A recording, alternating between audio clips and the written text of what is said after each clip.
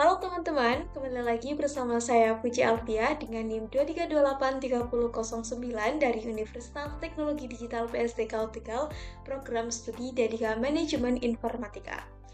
Di video kali ini, saya akan mempresentasikan mengenai proses pembuatan website e-commerce menggunakan bahasa pemrograman Python dengan menggunakan framework Django.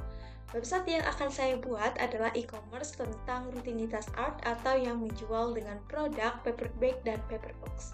Di mana halaman website yang saya fokuskan adalah di bagian front end atau halaman yang dimana dapat dilihat oleh customer, di mana ada 4 halaman utama. Yang pertama ada halaman home atau beranda, yang kedua ada halaman katalog untuk melihat produk-produk, yang ketiga ada halaman pemesanan untuk melakukan pemesanan, yang keempat ada halaman tentang toko yang berisikan halaman kontak di mana customer bisa berkomunikasi langsung dengan pemilik dari tokonya.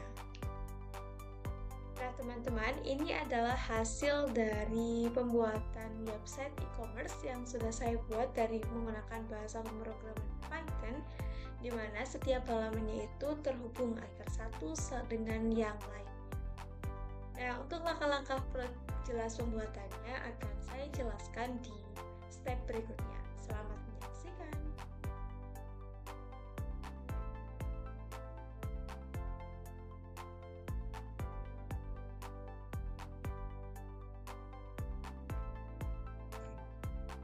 Membuat website, yang pertama adalah dengan instalasi framework Django-nya itu sendiri. Nah, yang pertama itu kita harus membuat terlebih dahulu direktori dari website yang akan kita buat. Di sini saya membuat direktori dengan nama web_rutinitas_art, di mana direktori ini terletak pada sistem local disk C.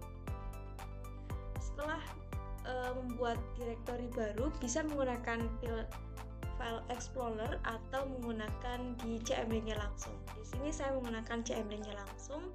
Nah, kemudian ketika sudah, kita masuk ke direktori itu dan ketikkan instalasi dari Django itu sendiri dengan perintah seperti di layar.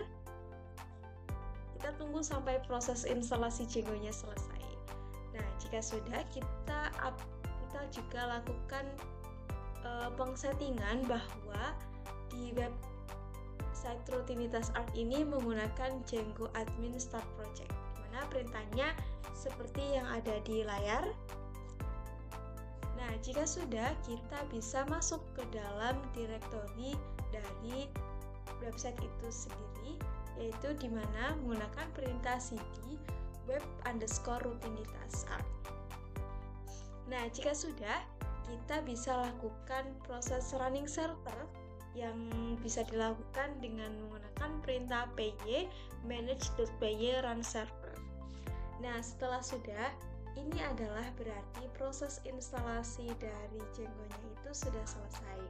Untuk membuktikan apakah instalasinya berhasil atau tidak, kita bisa lakukan pengecekan dengan mengakses langsung di web browser dengan alamat http://127.0.0.1.2 port 8000 garis miring. Jika berhasil, maka akan tampak seperti di layar. Nah, jika sudah seperti ini, berarti artinya instalasi framework Django kita berhasil.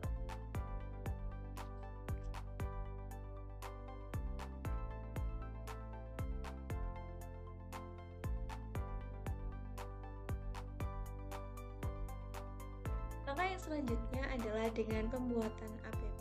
Namun sebelum kita membuat sebuah app, kita harus mematikan terlebih dahulu server yang sedang berjalan. Kemudian kita ketikkan perintah untuk membuat app-nya dengan perintah py manage.py startup, kemudian nama app-nya tersebut. Dimana di sini saya akan menerapkan 4 app. Yang pertama ada home, kedua katalog, ketiga pemesanan, keempat adalah tentang kami. Oke, jika sudah setiap app-nya sudah selesai kita buat, maka yang tinggal kita lakukan adalah pengsettingan di bagian setiap app-nya itu sendiri. Setting yang pertama ada di bagian view.py setiap app-nya, di mana di dalam view ini kita mengatur dari pengenangan HTTP request dan HTTP response. Dan setelah sudah diatur di bagian view, jangan lupa bagian HTTP request dan responnya itu kita daftarkan di dalam url.py. Kalau tidak didaftarkan, maka secara otomatis sistem itu tidak bisa berjalan dan akan mengalami error. Nah, jika sudah semuanya diatur dengan sesuai setting yang sudah kita bahas tadi, boleh kita lakukan pengecekan apakah bisa diakses atau enggak setiap di halamannya. Bisa masuk ke web browser dengan menggunakan alamat IP 127.0.0.1 port 8000/nama dari app-nya. Jika berhasil, maka akan muncul seperti ini. Nah, oke, pembuatan app sudah berhasil.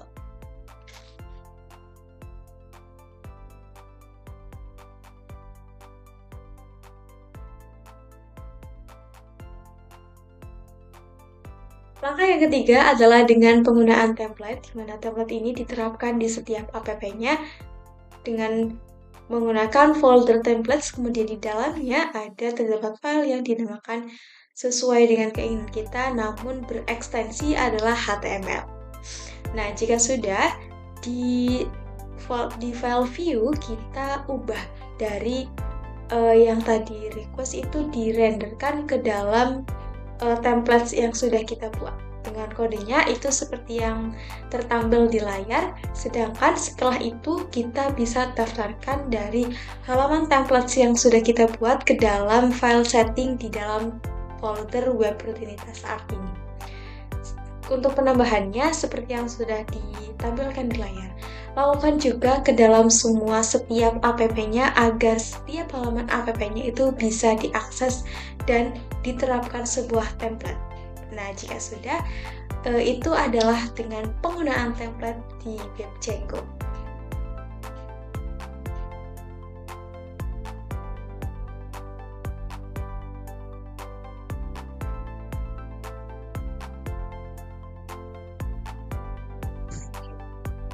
Nah, teman-teman, langkah yang selanjutnya adalah dengan penggunaan Bootstrap. Bootstrap ini akan membantu untuk kita di bagian pengkodeannya, di mana di halaman website itu sudah terdapat beberapa kode dari untuk penggeseran gambar atau carousel, di layout, card atau kolom atau dan selain sebagainya sudah ada, namun bisa kita modifikasi sesuai dengan keinginan kita. Untuk langkah-langkahnya, yang pertama adalah instalasi Bootstrap versi 5 ke dalam web rutinitas kita sendiri. Yang langkah-langkahnya adalah yang pertama dengan instalasi dengan penggunaan perintah pip install Django Bootstrap versi 5, kemudian kita tunggu sampai prosesnya selesai. Nah, jika sudah selesai, kita lakukan dengan setting app dengan masuk ke dalam web Django, kemudian masuk ke file setting di mana kita daftarkan Bootstrap 5 agar bisa untuk berjalan di setiap app-nya. Dan jangan lupa di setiap halamannya itu juga harus mengload dari Bootstrap 5 agar fitur-fitur dari Bootstrap itu berjalan di websitenya kita.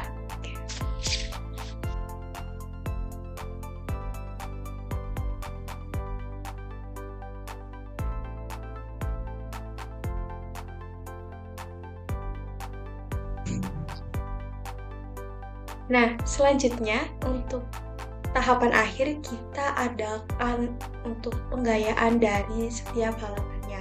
Mau dibentuk teksnya bold, ini bisa dilakukan dengan penggayaan yang dinamakan dengan CSS. Di mana CSS itu namun terfile sendiri di dalam folder statik, di mana di sini akan direnderkan atau dihubungkan ke dalam halaman-halaman dari setiap app kita. Namun ada settingan yang harus kita lakukan yang untuk di bagian setting seperti yang sudah tertampil di layar. Kita lakukan hal yang sama, kemudian jangan lupa di setiap halamannya kita di load static untuk dihubungkan antara halaman dengan link dari CSS-nya itu sendiri.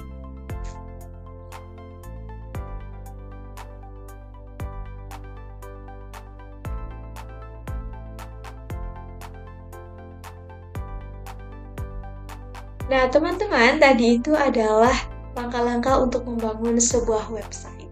Kemudian, setelah dari penerapan-penerapan tersebut, saya terapkan beberapa kode dari Bootstrap untuk menghasilkan sebuah halaman website yang saya inginkan, di mana saya menerapkan carousel, menerapkan bagian layout, card, kemudian ada juga untuk di bagian kontak, kolom-kolomnya saya terapkan dan menghasilkan beberapa tampilan yang berbeda di setiap halamannya. Ini adalah tampilan di halaman home-nya, di mana di sini ada card 1 dan di card 2. Di card 2 itu menampilkan gambar-gambar, kemudian di halaman card pertamanya akan menampilkan deskripsi dari toko itu. Sedangkan di halaman katalog saya menampilkan di situ beberapa card dari setiap produk, di mana ada gambar dan ada setiap keterangan dari gambarnya. Kemudian di bagian pemesanan saya menerapkan form untuk menginputkan pesanan dari customer untuk dikirimkan ke dalam tim distribusinya. Di sini menerapkan Bootstrap form. Kemudian di bagian tentang kami, di situ juga menerapkan dari Bootstrap untuk kode formnya itu sendiri. Nah, maka hasilnya akan menghasilkan website yang seperti ini.